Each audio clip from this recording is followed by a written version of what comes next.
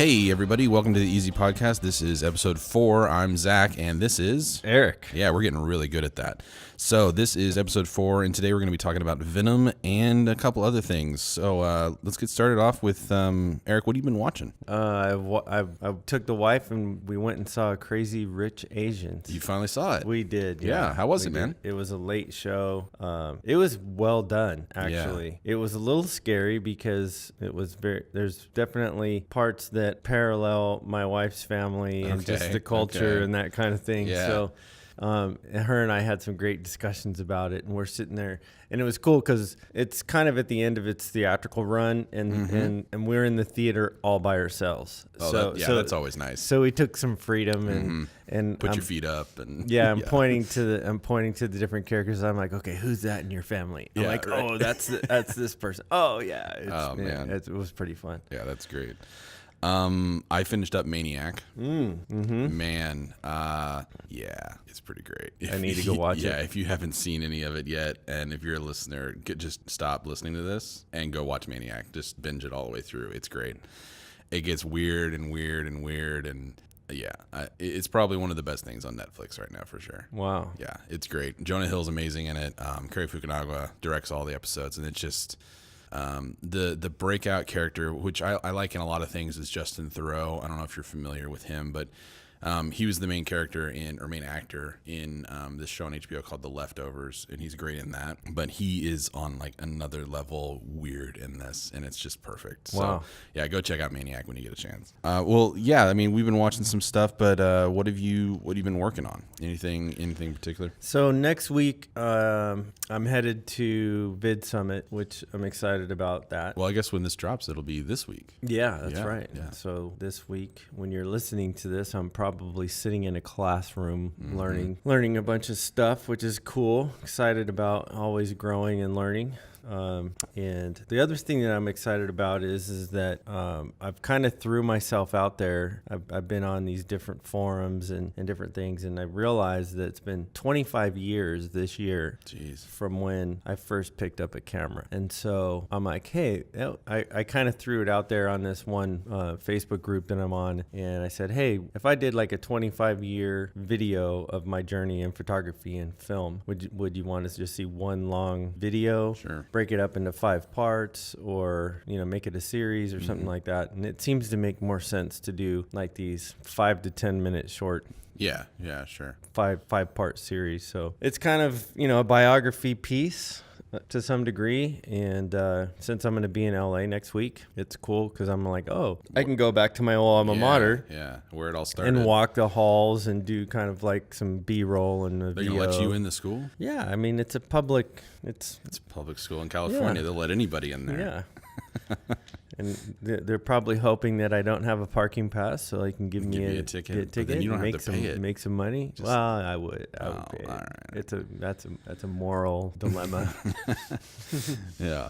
Well, I just finished up principal photography on the narrative series. Yes. Yeah. So, tell us about that. Yeah, it was a really cool experience. We lit 100% of our key on subjects and talent were the quasars. Mm-hmm. We didn't use tungsten for anything, so that was, I think, my first time not just jumping back into the Airy kit and pulling out the 1K or whatever in a softbox. So it was a different experience in a lot of ways, and the whole thing was lit with LEDs. We didn't use any traditional lighting at all. Moonlight and everything was it's all LED. Now, did you, going into this project, was that the decision that you made that you wanted to kind of challenge yourself on, not falling back to? Yeah, I think in a lot of ways I wanted to see just how far or how reliable and what you could do with these LED lights, and if you were using them in just a normal situation. I mean,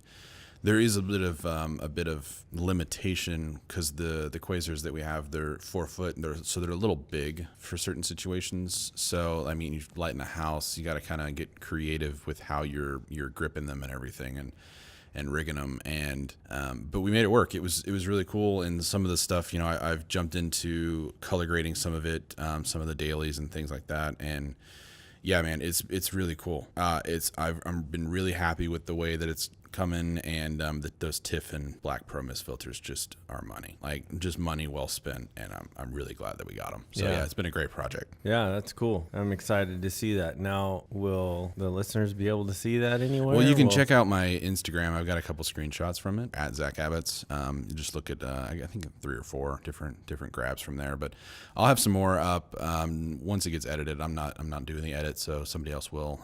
But yeah, I'll be doing the color grading on it, and that'll be towards the end of October when that'll premiere. So cool. Yeah, I'll post more as it comes out. And when it's released, will it be online anywhere? Yeah, it should be on. I think it'll be on YouTube somewhere. Oh, cool. Yeah. So. Yeah. Make sure we'll add a link in that episode. Yes. Yeah, we will post a link to that. Yeah.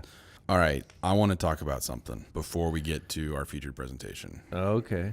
And it's the theater experience. Yeah, you get a drink of water because you're gonna need all your talking abilities here. Right. Well, let's set this up. So, interesting part of the theater that we watched this movie in. Yeah. They just renovated maybe 2 months ago. So that was a new renovation. That was a new renovation. They had that particular theater room blocked off for probably six weeks and renovated it. And that's what they did. And did all the fit for the Dolby Cinema stuff. Okay. So first off, I'm going to preface this by we're going to rip, well, at least I'm going to totally rip apart 2 very large, giant companies that are in the film industry right now. AMC and Dolby. Wow. So we went to an AMC screening last night for Venom and did the Dolby Cinema experience, whatever they call it, and it was $40 for my wife and I to go. That was just tickets. And I was like, this better be worth it. And it wasn't.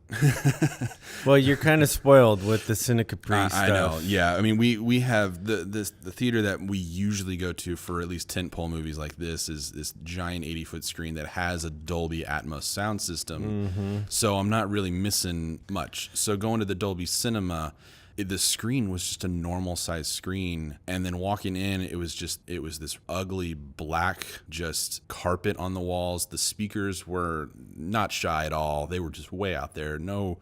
It just did not look like a $40 experience. Right. And I think that's one part of my problem is that when you're paying for a product and you're paying a higher cost for that product, it should look and like kind of feel. For sure. It felt like a higher product a little bit. It felt Yeah. We'll get to that in a second. I'm going to get to that in a second.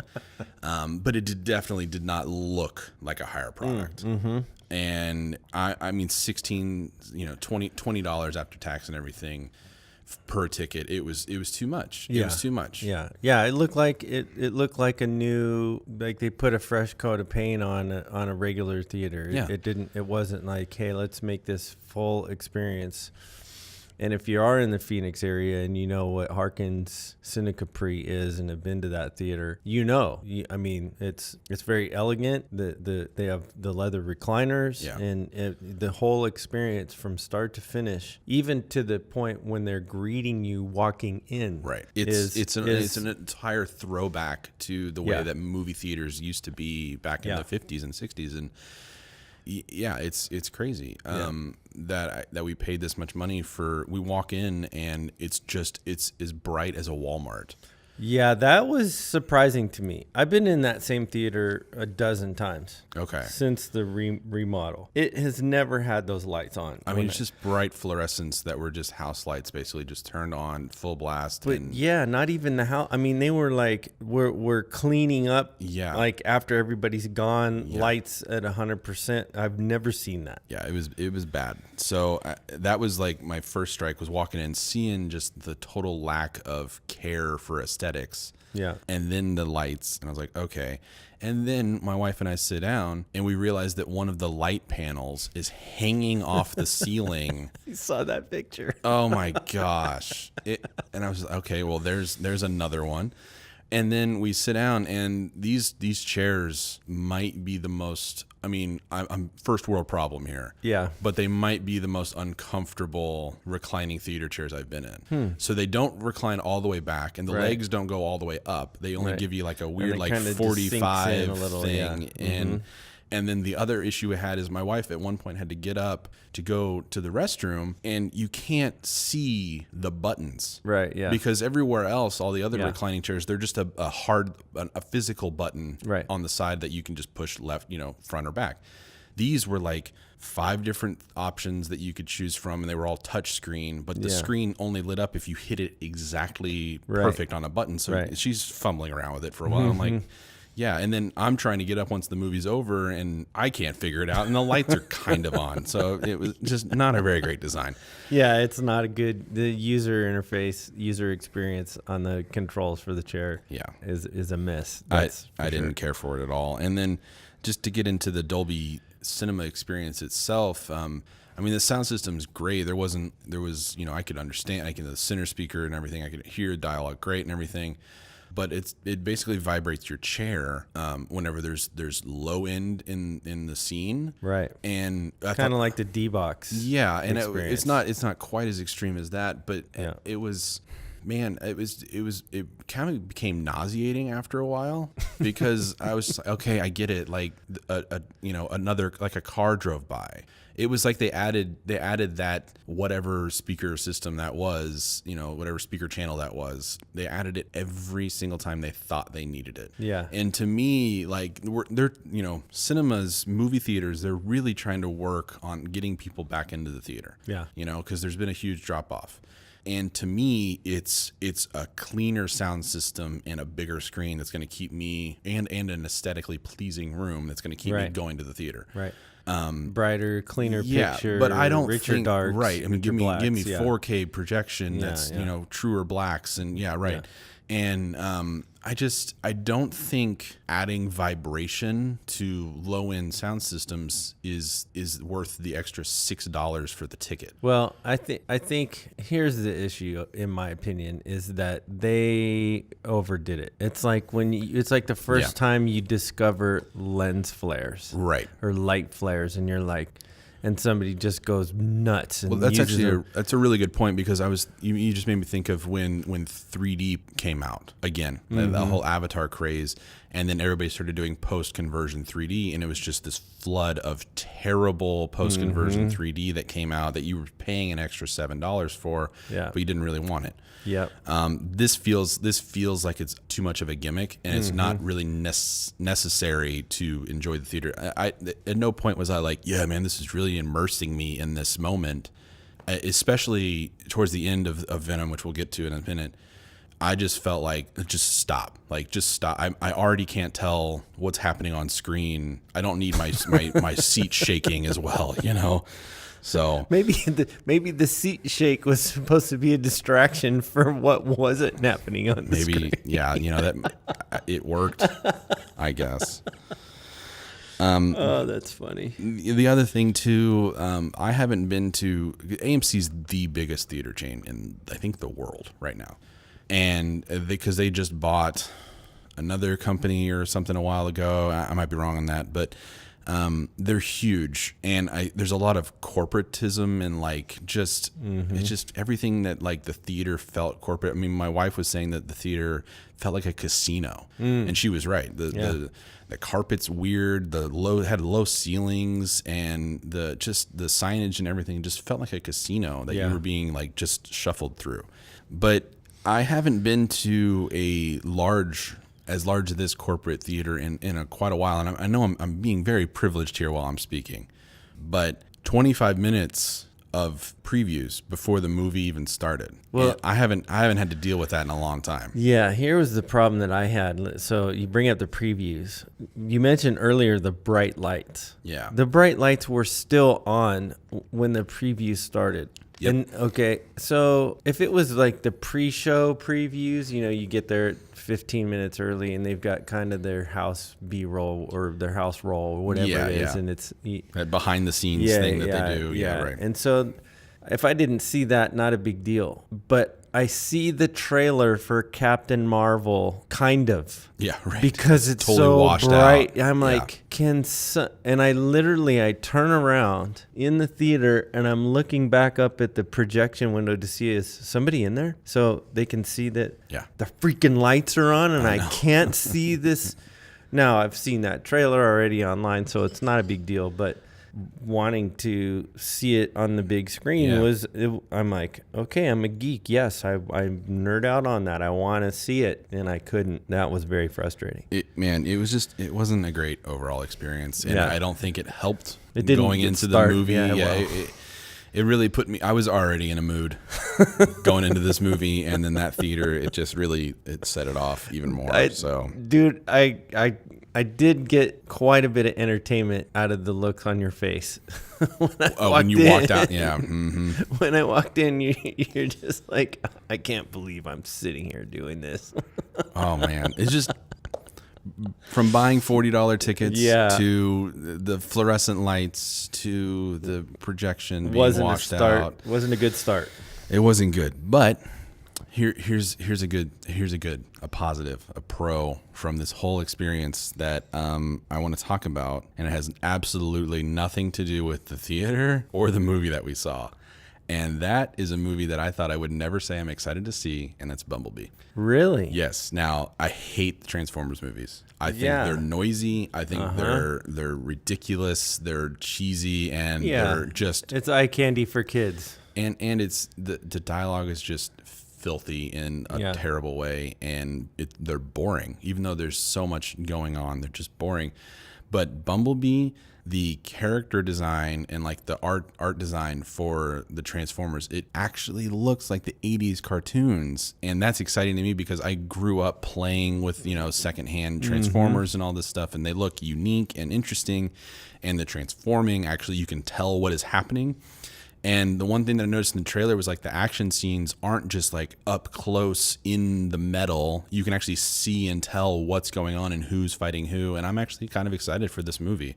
So, and I have kind of a soft spot for John Cena because he's not a great actor, but he's charismatic. He's kind of like The Rock in that regard. But I don't know, man. I think they're going to get me. Paramount's going to get me again. I haven't seen the last two Transformers, so, they didn't get me on that at least. But I was actually excited for this movie. I think it looks interesting, and at least art direction wise, I think it looks great. What was it? Was Mark Wahlberg in the last one? In the last three or last two? Oh, I don't think I saw the last one. I saw the one prior to that, primarily because the kids wanted to see it, and there was nothing else in it going on. What's the one with the dinosaurs? With the dinosaurs? Age of Extinction, I think. Was that the last one? That was the last one. Didn't see it. Oh, that was the last one. Yeah, I didn't see it. I can't remember. It was the one where Megan Fox. Megan Fox isn't even in it. It's a Mark Wahlberg one. I guess it was the first one with Mark Wahlberg. Yeah. Yeah, I saw that one, and I didn't finish. I had 15 minutes left, and I said, not worth it. You went all the way to 50, all the way, almost to the end. It wasn't even, it was one of those things where it was like, I've made it this far, but you know what? I don't have to finish this. Right. And I got more important things to do with this 15 minutes. Yeah, I'm going to go read a camera article for 15 minutes instead of watching this. So... But anyways, Bumblebee, I'm excited for it. That's about the only thing. They showed the Dark Phoenix trailer. I'm burnt out on X-Men, 20th Century Fox X-Men. We talked about it last week. I'm done. I'm not. It's not resonating at all. And the X-Men was really more. Quite honestly, my mom was way more into the X-Men, primarily because Jean-Luc Picard.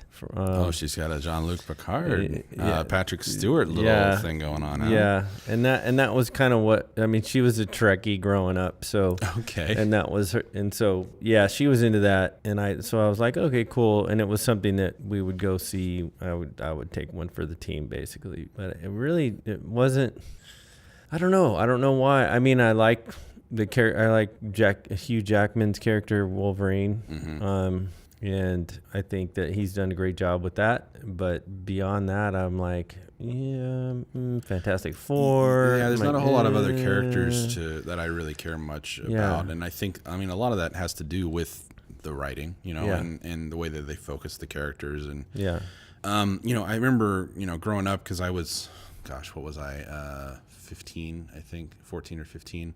When the first X-Men came out, and then X2. So those two I remember fondly. Like, those were great comic book movies, especially like for the time period that they came out. Sure. In that Spider-Man, Sam Raimi Spider-Man era. And I think I haven't watched them since then, probably, but I think they probably hold up in the regard of just remembering what that era of comic book movies was. And then now you have Logan, which is a totally different tone than that one. And I think it's a great comic book movie for the time period that it's in right now. So, but as for the rest of these characters, I mean, Days of Future Past and Apocalypse, I don't care. I'm over it. I'm ready for, I'm just ready for Marvel to take it over and do what they do. So, yeah.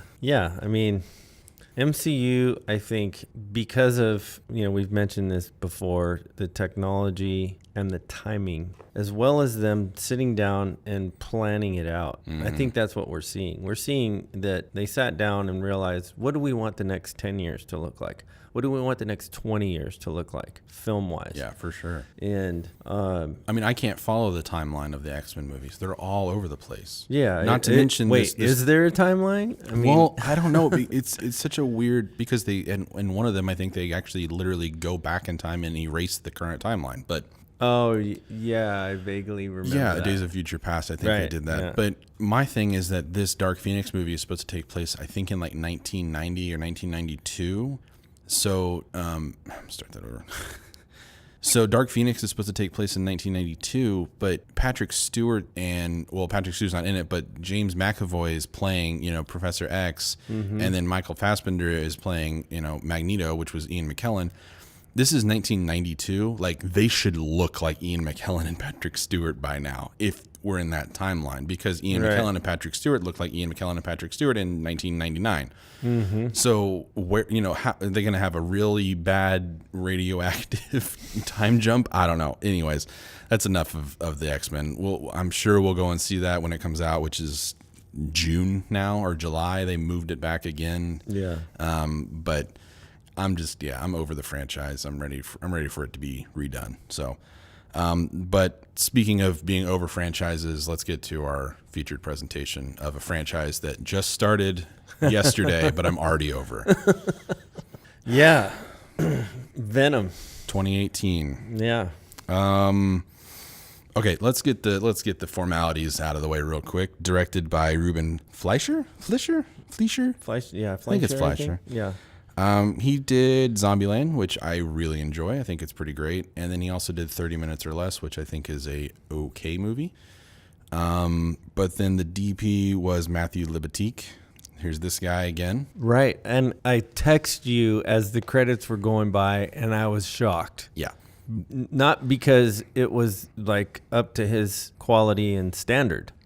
This is another case of, I'm going to get into it in a minute, but it feels like he maybe was pigeonholed. He was boxed into a look. Had to have been. And the timing. I mean, they announced it, and they announced the release like it was going to, and they only had a year. Yeah. Maybe a little over a year. And it shows in a lot of ways. Yeah. The year, I mean, and it also feels, the script feels like it was maybe already taken from something earlier, from the Sam Raimi universe. Mm-hmm. So the thing that's crazy, though, is Matthew Libatique, he did this, and then the same weekend he has A Star Is Born come out, and that movie looks beautiful. So it's an interesting way to look at, it's an interesting thing to look and see kind of what studios require or studios demand. And I think he had a lot more freedom, and he probably had a lot more interaction with Bradley Cooper on A Star Is Born with what they wanted to do look-wise. And the color grade on A Star Is Born is amazing. So this movie it's so boring to look at. It's flat. It's ugly. It's just... And I mentioned it feels like a script that was taken from the Sam Raimi world, and we were talking about this after we saw it, and it feels like a movie that belongs in comic book movies from 15 years ago. Yeah. 18 years ago, whenever that first Spider-Man series came out. Well, Spider-Man 3 was 2007. Okay. That was the first time we see Venom, right. Topher Grace. Yeah. Yeah. Which I think that Topher Grace Venom, and I'll probably get yelled at for this, is actually a better representation of the way that Venom starts out. Because when Topher Grace's Eddie Brock gets taken over by the symbiote, he goes crazy, and that's what happens in the comic books. And he goes crazy in the comic books, and he has to struggle with being Venom and being Eddie Brock. But then he starts to kind of like being Venom, and he goes insane and crazy. There's none of that in this. Right. This skips all of that. This skips New York. This goes right to San Francisco. Mm-hmm. And at first I was like, okay, this is kind of a neat idea to just put him in San Francisco. He's away from, it explains why Spider-Man's not in it. Yeah. But then about halfway through it, almost all of the city shots, it was like they were trying to make you feel like you were in New York. There was a lot of like down alleyway shots, or like he's walking on the street and there's like a pizza place there. And I was like, they wanted this to be in New York, and it wasn't. I mean, I know that's just the way some of San Francisco looks, but you could tell that they were really trying to feel like they were still in New York, even though they weren't able to be. That's interesting. Yeah, so let me unpack the whole New York thing for a second. Let's go back to that. Because comic wise, I mean, that's how Venom gets a lot of his strength. His like he mimics Spider-Man. Mm-hmm. So we don't have that part of the story. Now, it took me a minute to get over that. But understanding that, Venom and Spider-Man are fighting, they fight, they go back and forth for who knows how many, years. I mean, in the comic books. Yeah. And then finally they come to this arrangement where Venom wants to be good and Spider-Man says, yeah, that's great, but there's not enough room in this town for both of us. And so then Venom ends up in San Francisco, and then the comic continues on. So for them to start the movie there and kind of rewrite that idea, I was okay with. I'm like, okay, I see where you're going with this. You don't have to. Obviously, there's the business aspect of it where Disney owns Marvel. You don't want crossover. And this is Sony, but. So much of the issue that I have with it though isn't so much the location, it's the backstory that is required for Eddie Brock's character and the Venom character in general, because Eddie Brock works at the Bugle with Peter Parker in the original story, and then he gets jealous of Peter, and so there's this animosity there, and then Venom is rejected by Peter Parker / Spider-Man, and so there's an animosity from the actual Venom symbiote. Yeah. And then they find it, Eddie Brock and the Venom find each other, and then they become Venom. And you don't get any of that in this. Right. And you also don't get any animosity. I mean, the Eddie Brock character in this is actually like a really good dude. Mm-hmm. And then at no point, well, I'm not going to get into that. That's a little spoilery. So I'll wait on that. We're going to postpone the spoilery stuff till later. Yeah, I'll give you warning on that. But there's, I mean, I want to do no spoilers first, but just overall, I guess we're in the cons right now. I'll go through the cons, unless, well, you know what? I'll give some pros. All right. Tom Hardy's accent, not as bad as I was expecting. It sounds really terrible in the trailers, so I was really worried that it was going to sound just like a wood floor, and not like New York at all. There's actually a little bit of a New York style accent in that, which is fitting for that character, except that never comes up. He never once has a Mets shirt on or a Yankees shirt on or anything on that says that he's from that area. You kind of just pick up on the accent, and then if you aren't a comic book person, you have no idea that's where he came from originally. Right. And that's it.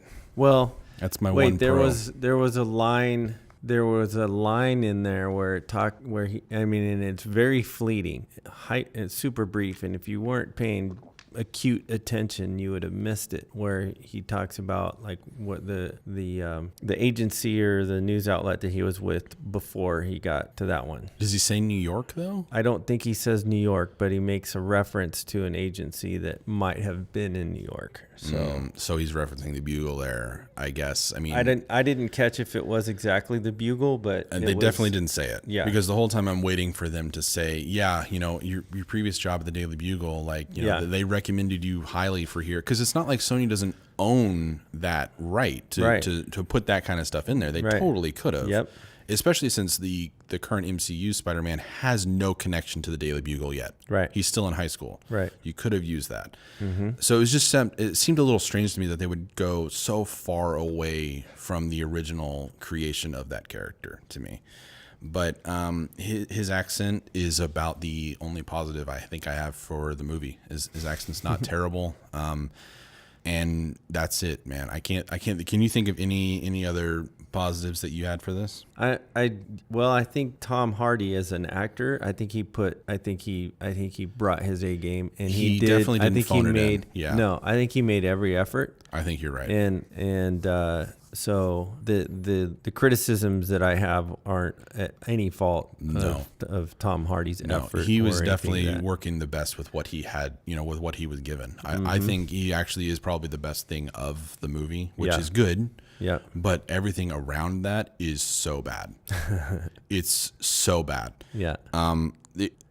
It's an ugly movie. It's a boring movie, and it's so corporate looking to me. It just feels like a paint by numbers, plug in scenes in here, plug in scenes in here just to get the point. There's not really a plot at all. I mean, there's kind of a plot where the not Elon Musk bad guy wants to live forever, basically. But budget Elon Musk. Budget Elon Musk. And I don't know. I didn't care for that character at all. I thought he was terribly overacted, which is bad because Riz Ahmed I think he's a great actor. He's in Nightcrawler with Jake Gyllenhaal, and he's amazing in that. And it's just sad to see what could have been. He could have been a very interesting character, and I just realized this, he feels like Willem Dafoe in the first Spider-Man. Green Goblin in that. He feels just like another rehash of that.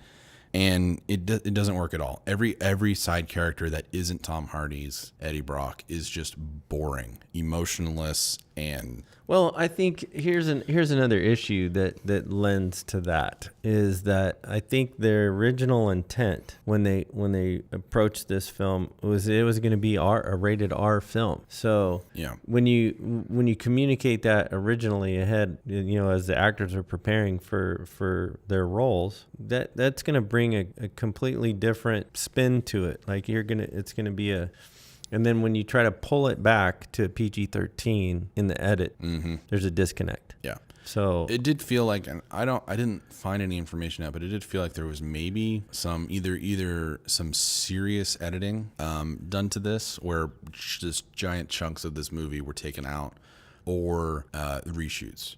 I didn't read anything about reshoots. I did hear that Tom Hardy said that his favorite 40 minutes of the movie were cut out. That's a huge chunk of the movie. Yeah. This movie is an hour and 52 minutes. Honestly, I mean, it was boring to me. I think there's stuff that actually could have been cut out. Yeah, but it could be an hour and a half. Yeah, but at the same time, it sits right now. At the same time, it could have used an extra 30 minutes of just something else, because there was so much of the first part of the movie where you're waiting for something to happen, or you're waiting for just better character development. Right. That's totally it. There's like nail no on the character head development right there. at all. Yeah. Even for Eddie Brock's character, there's just no journey. Yeah. For any of these people at all. You're not emotionally tied. No, I didn't care at all. I mean, at one point, I think I was 45 minutes into the movie, and I just looked over to my wife and I said, I could take a nap and I wouldn't miss anything. Yeah, it was bad. It was just so boring, and nothing happened. And the first Venom moment isn't until maybe that point. Yeah. 45 minutes into it, maybe. It might have been a little earlier, but still, I don't know. Anything before we get into spoilers? No, it's interesting that 40 minutes of what Tom felt like was probably some of the best part gets cut, and that to me is fascinating. Like, what's going through the editing, what's going through their minds of, hey, we're gonna cut this. I also understand that from what I read, that he improv'd up to 9 hours of the dialogue when, as far as on the front end, to the point when he was wrestling with the symbiote. So the internal dialogue between him and Venom, type of a thing. Okay. And so 9 hours, wow. And I think that maybe some of that because like you said, the character development was lacking completely. Just the comparison that you made to the Sam Raimi version, where obviously Brock and Parker, there's some tension that's created. There's there's that character development where you can connect, like, oh yeah, I've got that guy at my work that I told you. Right. I mean, and I'm not saying that Eddie Brock and Venom are the perfect representation of that character, but at least Sam Raimi and those writers understood the Eddie Brock and Venom character. The character development element was more successful than it was in this one. Yeah. And I think that, that maybe that has a huge part of reason why it doesn't land well. And, you've got you're 45 minutes in and you don't have any kind of attachment to the character. Yeah. Yeah. All right. So I think that's going to be it for non-spoilers. Everything else is probably going to spoil it. So if you don't want to get spoiled at all, we'll put a time code down there at the bottom for our outro, or you can just find us on Instagram and Twitter at the Easy Podcast, and then I'm on Instagram at Zach Abbots, and then Eric is on Instagram as at Eric Thurston. All right, spoilers. You've now been warned. Spoilers for Venom. Whoop, whoop, whoop, whoop. Spoilery alert. If you're still here, this is your own fault. Yep. Okay. The final battle. I had no idea what was going on between him and Riot. The Venom and Riot battle at the rocket ship launch site. I couldn't tell who was who, what was going on. And it was some of the worst CGI I've ever seen in 2018. And it was just a mess. It was a mess, and it didn't make any sense to me. And at one point, the Venom character says, yeah, Riot's got weapons you ain't ever seen before. Well, first of all, yeah, of course Eddie Brock hasn't seen the weapons. You're an alien, and you've been there for a day and a half. Two, like, you can literally make whatever you want with the symbiote. Why can't you also make the same weapons? They don't go into any explanation for that character reasoning whatsoever. And then the throwing in of weird lines for the female character to try and make her seem like macho and like that she's a badass, but she's really not. It was just like, it was only through dialogue. Like, let me turn this knob on I can fight dirty. Yeah. What are you talking about?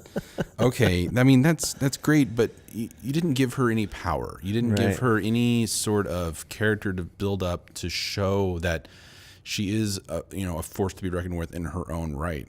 And it just felt really forced to me to try and make a strong female character. But what you did is you made a cliche of a strong female character. Exactly. And that's how it came across to me. Yeah. Gimmicky is what I say about that. I mean, and to your point with the final fight, you got two blobs that are relatively the same color. I wish they were totally different. I mean, the coloring, the only difference in the coloring was in the veins, maybe. They were a little grayer on Riot. One was, and it was a mess. I completely agree. And the other aspect of it too, you mentioned, he's got weapons you know nothing about. The dialogue. Oh man. The dialogue was, you're trying too hard. Yeah. Like you tried to take a Marvel, an MCU formula and plug it in, and it doesn't work that way. No, it doesn't. And it just came across gimmicky for sure. And there's just, I honestly think that there's a movie in there that if you cut out all of the side characters, it wouldn't have any different effect on the movie at all. If you cut out, let me get to this real quick. The divorce or whatever you want, the breakup. Mm-hmm. So Eddie Brock goes to this Life Foundation, which how on the nose is that freaking name for a company that's trying to help people live longer? Like, ridiculous. Anyways, he goes there and he starts, he's interviewing Riz Ahmed's character, and he gets him in trouble. So then Eddie gets fired. And then that in turn gets her fired from her lawyer job because he, snuck onto her computer, and then I guess they found out somehow that she was the leak. Mm-hmm. And so she gets fired. I don't know how long their relationship was before this, but I feel like her dumping him in front of her own ex-job, Right. her previous As job, she walks drops out, the ring, yeah. the wedding ring. Like, they've been engaged, and then leaves him right there. There's not a conversation. There's not even like a heated moment, really. Michelle Williams is so flat in this movie that you would think he was just talking to a wall the whole time. She has zero emotion whatsoever in this movie. Like, it's astonishing how boring she is. And I think she's great. Blue Valentine, she's great in. Yeah. I don't understand the acting or the directing in a lot of these movies, or in a lot of this movie. Yeah, she is definitely a better actress than what we saw in this movie. Oh, yeah. That is for sure. There's no question with that. And I read, and I can't remember if it was off of Hollywood Reporter or Variety, but I read a piece on her in this film, and the paycheck was a thing in this article. Oh, she brings it up. Like, there was like, well, yeah, and the paycheck was oh, well, there's was your a answer decision. right then. Yeah, I was Yeah. like, whoa, wait a minute, because totally- it felt like she phoned it I'm in, just man. getting phoning it in was like the It's so like, bad. You could have dropped all these side characters and it wouldn't have mattered at all. Yeah. I mean, you could have just written it to where instead of her new boyfriend being a doctor, Eddie just goes to the hospital when he gets the parasite, the Venom symbiote. Because when you get sick, you go to the hospital. Yeah. He didn't need the side character of her new boyfriend being a surgeon and all Right. this. No, he did no surgical things whatsoever. He just was a surgeon. And I remember the moment where she says, "Oh yeah, that's so and so, my new boyfriend or whatever," and he goes, "Oh, is he a lawyer too?" And she goes, "No, he's a doctor, a surgeon actually." I looked over at my wife and I went, "Wonder if that's going to come back into play in a second." Literally 10 minutes later, it's a right. point. It's a thing, yeah. And I'm like, "Oh my gosh, come on." But you didn't need it. Yeah. He is sick. He didn't need a surgeon. He Right. needed a CT scan. Yeah. He went and he got a CT scan. A surgeon doesn't have to do that. Right. So he's sick. Obviously, you're going to go to the hospital, especially when you just did with what you just did. Right. It didn't make any sense. That character didn't need to be there. You could have just written it to where he just went to the hospital. The CT scan freaks the Venom character out. He runs out of the hospital, and then the Life Foundation security guys, they hear about that, and then they start chasing him down. That would have been such an easier way. You didn't need the doctor. You didn't need the ex-wife or whatever she was. Yeah. Just terrible. Yeah, I completely agree. That didn't work. And I think I think that whole thing with they announced it and then they announced the release date and they tried to cram this whole thing, like even for Spider-Man Homecoming, which was Sony Marvel pair, Yep. took them 2 years to get that done. Right. Take the time, Yeah. right? Again, that's the formula that these other studios are missing, is taking the time to develop these things Yeah. in They're a way rushing. They're rushing everything. yeah, they're like, Gotta get out. yeah. Yeah. Now, on a side note, it's made $80 million so far. I know. I'm like, At the time of recording this, we're part of the problem. We paid money we to went, that. yeah, we But did. $80 million. I mean, this movie is the worst movie I've seen this year, and I saw The Meg. Because at least in The Meg, I had fun with it. I laughed at how bad it was. I And, laughed at how bad the trailer was. Yeah, and I laughed at Jason Statham, and there's actually a funny moment in The Meg where it's actually funny. And this movie was so trying. It was just trying so hard. Trying too hard. We'll take the Marvel formula and try to plug it in, and we can. But no, I think, yeah. What makes Marvel magic, what really does, is the cast, the improv. Yeah. Which is, I think, why Tom Hardy spent so much time doing the improv, because like we saw in Infinity War, the whole, where's Gamora, who's Gamora, Right. why is Gamora, There's just so much to the improv that makes it seem more natural and real. yeah, and I'm sure Yeah. they on set, everybody starts laughing and they're like, oh yes, we're doing that. Right. And those discovery moments don't happen in a formula. It feels like, and I know we love on Marvel a lot, and people will probably give us crap for that, but it feels like the Marvel movies are a team of people making a movie together, and it feels like everything else, DC and even the Sony Marvel stuff, and to some extent the Fox X-Men stuff, feels very much like a boardroom getting together and making a movie, and less so Yes. much about creatives making a movie. Yes.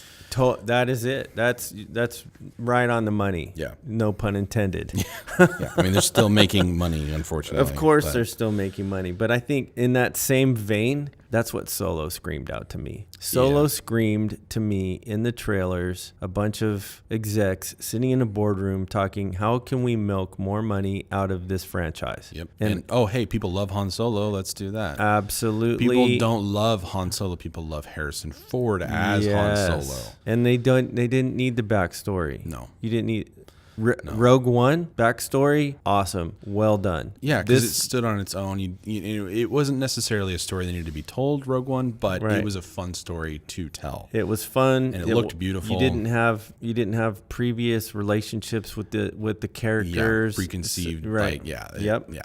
And there's moments in Solo that I really enjoyed, but overall, it just was definitely a cash grab in a lot of ways, for sure.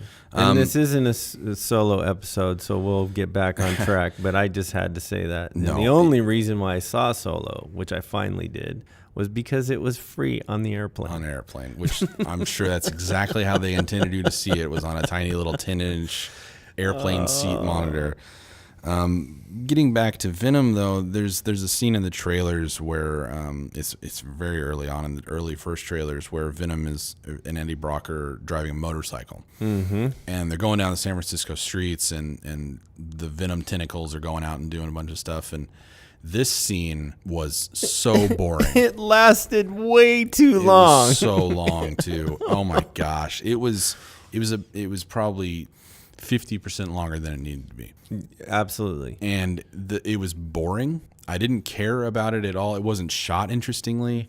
And since we're in spoilers, there's the end credit. The final end credit scene is a 5.5 minute preview for Spider-Man Into the Spider-Verse. Yes. And there's a short chase scene in that, in just that 5-minute preview. So it's maybe only 2.5 minutes of the actual preview is this chase scene, where Miles Morales' Spider-Man uses knocked out Peter Parker's spiderweb to latch onto a subway train, and then they go through the city streets of New York. Yeah. And it's awesome. Yeah, it's fantastic. It's so good. And I know it's a cartoon, so they can do whatever they want, but it's just, you still have camera angles in a cartoon. You still have composition in a cartoon. You still have interesting things to do. Storyboarding, And this movie, the whole, they should not have put this preview at the end of this movie, because it just made me realize the hour and 52 minutes that I wasted watching Venom and what could have been. Because the chase scene in Into the Spider-Verse is so cool. There's just a bunch of really cool elements, and Spider-Man running up a bus and all this other stuff. It made me realize that motorcycle chase scene in Venom needed to be Eddie Brock as Venom just running through the streets of San Francisco and not being on a motorcycle and then just climbing up a wall. Because the parts that I did kind of like about Venom was when he is Venom and he's just ripping into this wall and he's climbing up this giant skyscraper, stuff like that's really cool. Oh, you needed to go up? Why didn't you just ask? Yeah. Right. And I'm like, you could have had a whole really cool chase scene where he's just ripping apart cars and he's just blasting through buildings and all this stuff. And I'm sure it was a budget thing, but it just comes across boring. This movie is so boring, and I know I'm saying it over and over again. I can't get over how bored I was. I went into this totally expecting to laugh at how bad it was, or just shake my head, or I just left tired and bored, and I didn't want anything to do with this universe anymore.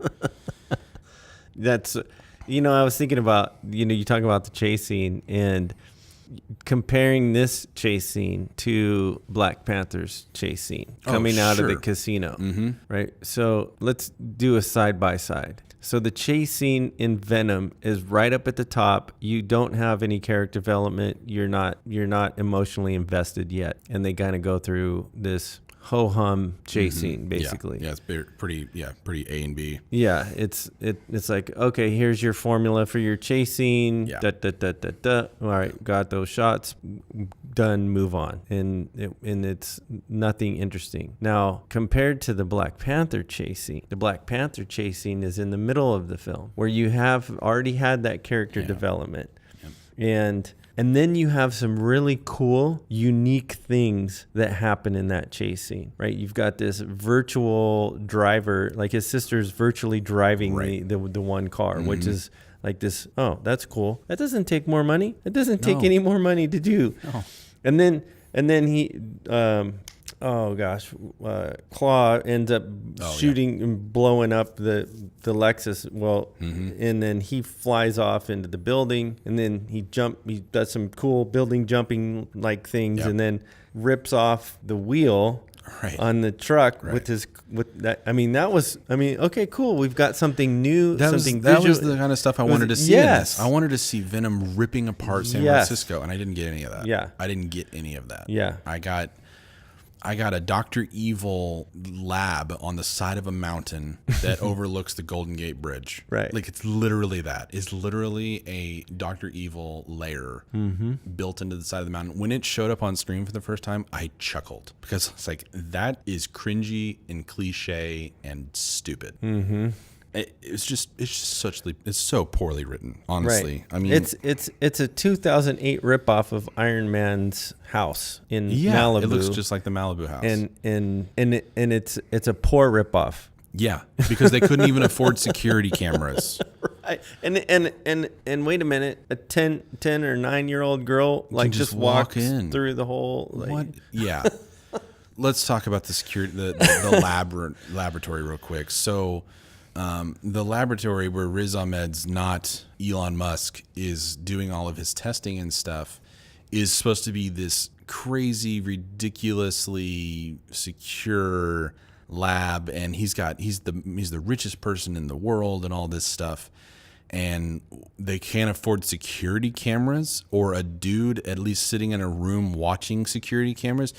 But apparently they have enough that they have an elite squad of killers on that brings payroll. me to another thing. That brings me to another thing is when the motorcycle chase scene finally ends.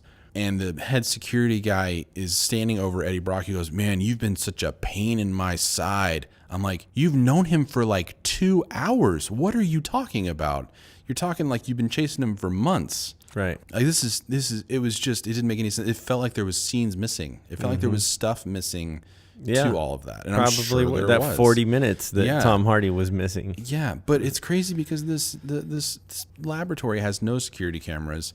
They have to go and start questioning people to see who was in there last. It's like, dude, she used her handprint to get in. Just look at the log records. Like, you're going to be able to tell, which I think is what they eventually do. But at the same time, wouldn't that be the first thing you do?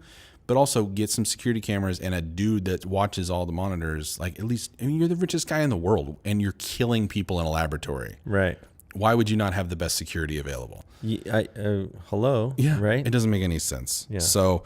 Okay. It dawned on me last night after getting home. Okay. So I do want to share walking out of the theater. You actually and your wife had walked out before. Yeah. And you were waiting for me to come out. And as I come out, you had this. And quite honestly, your response and reaction is probably more entertaining than the whole movie. I was so disappointed. You had that same posture, arms crossed. You had this disgusted look on your face like, I just wasted this evening. I could have been eating Taco Bell with my wife and having more fun. Yeah. Taco Bell would have been a more pleasing experience. I'm glad that moment was worth the $20 ticket charge for you. So the last thing I want to get to though with this is the first end credit scene. The mid credit scene. Yeah, the mid credit scene. So it introduces us. Eddie Brock has his job back and he's interviewing people, and he goes into a prison cell, and a very, very ginger-headed Woody Harrelson is sitting in a prison cell, and he says a line, something like, when I get out of here, there's going to be carnage. Right. And I'm like, oh, yeah, okay. I mean, if you're a comic book nerd, You know that he's Carnage just by looking at him. Right. You don't need him to say it. Right. But then also, if you're not a comic book nerd, him saying there's going to be Carnage Means doesn't nothing. make any sense to you. My Yeah. wife has no idea about the comics, and she's like, who was that guy? And I was like, well, he's Carnage. And she goes, oh, that's why he said that? Yeah, it's pretty bad. It's one of the worst mid-credit scenes or in-credit scenes I've ever seen. Yeah. And it's also just such a ham-fisted attempt at like setting up another like cinematic universe. Yeah. It's just trying so hard, and it is. failed miserably. Yeah. And I hated this movie, man. Yeah, because it doesn't leave it. Here's the thing. I think that, if you look back at the early MCU Easter eggs in the end credit scenes, there is a mystery that's left. Yes. Right? Like I don't remember specifically, but we're putting together a team or something. As the Iron Man one, and it hints to the Avengers, but it's like you don't like comic book nerds are going yes, in the edge of their seat, but it doesn't. The Avengers movie, the first one, doesn't come for how many more years? 2.5 more years. Yeah. Maybe even 3, more. Yeah.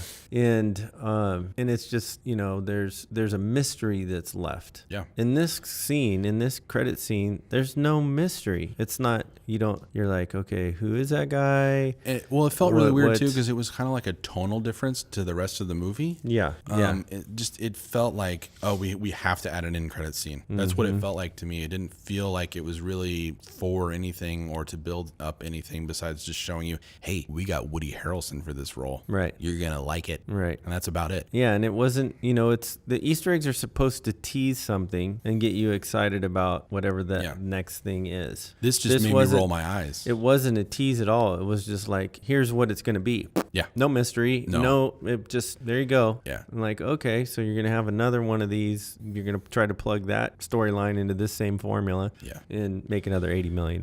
Right. I mean, at least Carnage, if they do it on screen, he'll be red and you can tell him apart from Venom. When they're fighting. Yeah. When they're fighting, at least. That's about it. But, I had this conversation with my wife, and she chimed in on it too, about you could have went a totally different route with this movie and just made it about like kind of maybe not like a PTSD, but like a real mental health thing, where he's dealing with these inner demons, which are literal, right? And he's having a mental breakdown, which Eddie Brock does in the comics, right. And he's struggling with this whole thing, and instead we got him having just like a bad cold.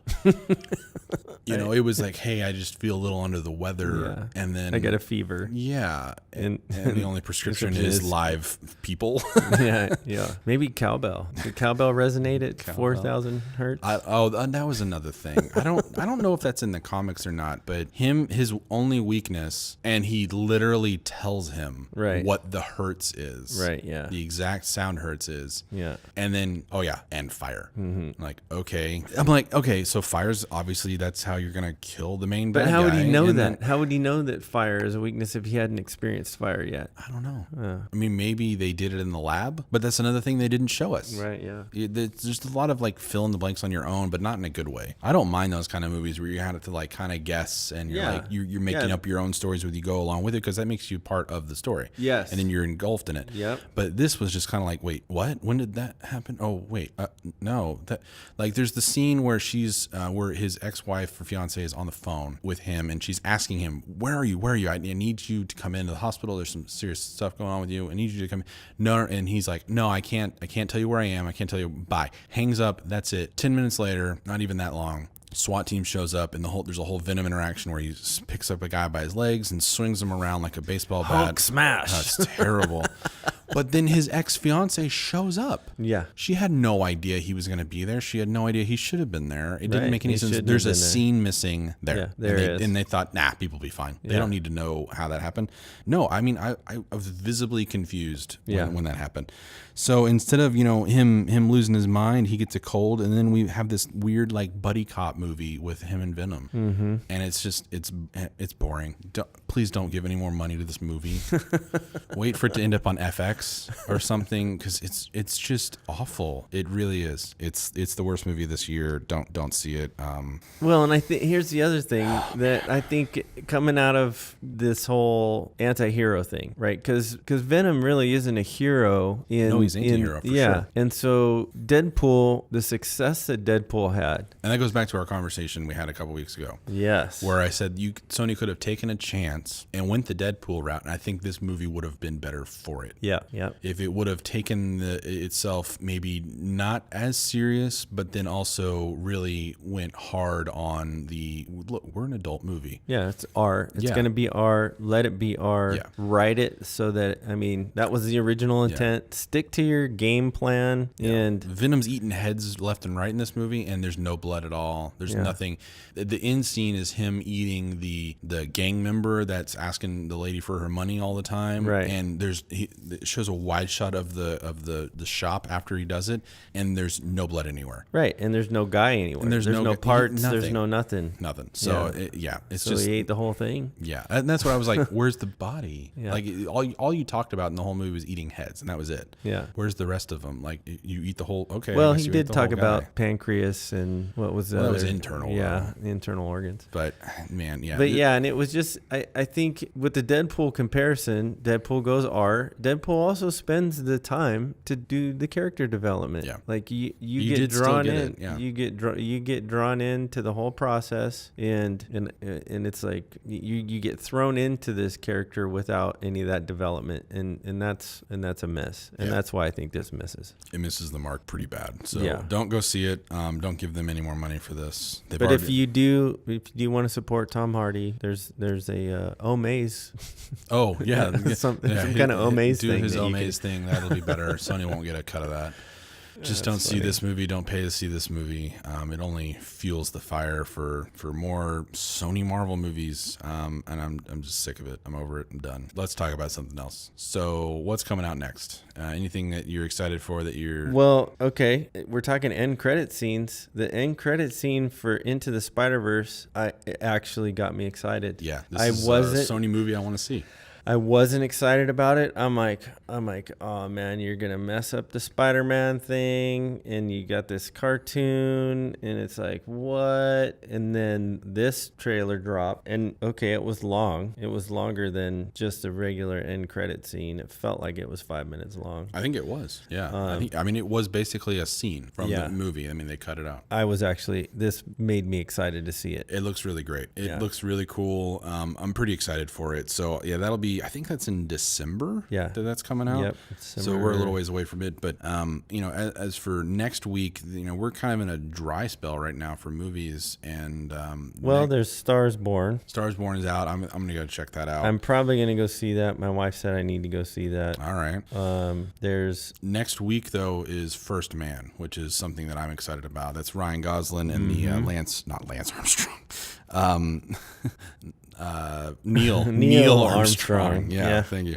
It's the Neil Armstrong, Buzz Aldrin story of them going to the moon, and I think it looks beautiful. And there's I'll probably have to go to an actual IMAX to see it because they shot some stuff in real IMAX. And that's I think the next movie that I'm excited for. But then the week after that is Halloween, not actual Halloween, but the movie Halloween. The movie Halloween. And I guess it premiered at something, or they had a showing of it last week, and it sounds like it's pretty awesome. Mm-hmm. So I'm pretty excited for it, and anything that just gets this bad Venom taste out of my mouth. Well, we've got there's some other. I'm excited to see Bohemian Rhapsody. When is that? That releases November, first week in November. Okay. That I definitely want to see. Bad Times at the El Royale. Now that's next week too, right? That's next week as well. Yeah. This movie could either be awful or just a really fun ride. I'm hoping that it's going to be fun. It looks really, really interesting. A kind of.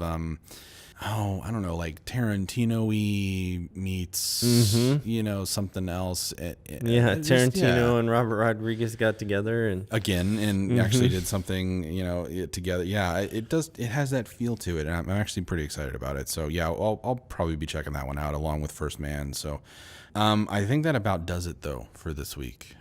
We've talked about Venom at length. We've complained about Venom at length. I don't think there's much more to say about it. I'm going to say one more thing. Oh, here we go. Because once I got home, I text you this, and it dawns on me that Venom is the Predator of this day and age. Okay, it's the Predator or Predator? Predator. Okay. So the original Predator was just a mindless action movie of explosions and eye candy. I really don't agree with you. That when it came out was awful. It was awful, which was my resistance to go seeing the Predator, because there was no you didn't have the character development. Totally you didn't disagree with you. And then you watch, my words. There's no way that in 25 years this movie is going to be on a list. It was 13 years from the time it released to the time it hit the AFI Top 100 list. Venom is not going to be on some AFI Top 100 list. It's not going to happen. It's going to get better acclaim than it's getting right now. Well, only because Sony will release worse movies. Mark my words. So this is going to get elevated because we're going to continue this downslope of quality. Exactly. Okay. It's not going to get any better from here, and so this one might be the best. And I totally disagree with you on Predator being as bad as this. Predator has appropriate pacing, it has a style, and it has a uniqueness to it that at the time nothing else had. Okay, yeah. Okay, yeah, it's original in its own way, and the pacing of Predator is perfect. It goes from a 80s schlocky, mindless action movie with a ton of macho men to cutting those macho men down, killing them all, getting rid of them, getting rid of all the weapons, and then making it about just a man versus beast movie. I'm sorry. Predator is so much better than this. Venom is absolute trash. And to your point, the tone, the tempo, you're right. Venom is all over the place. Yeah. It's all over the place. Predator is far superior in every regard. So I'm going to leave it at that. You're wrong. This has been episode 4 of the Easy Podcast. Thank you guys for listening. We'll catch you next time. Check us out on YouTube at the Easy Podcast Show and on social media at the Easy Podcast. I'm on social media at Zach Abbots, and you are at Eric Thurston. All right, guys. We'll check you next time. Thanks. Peace.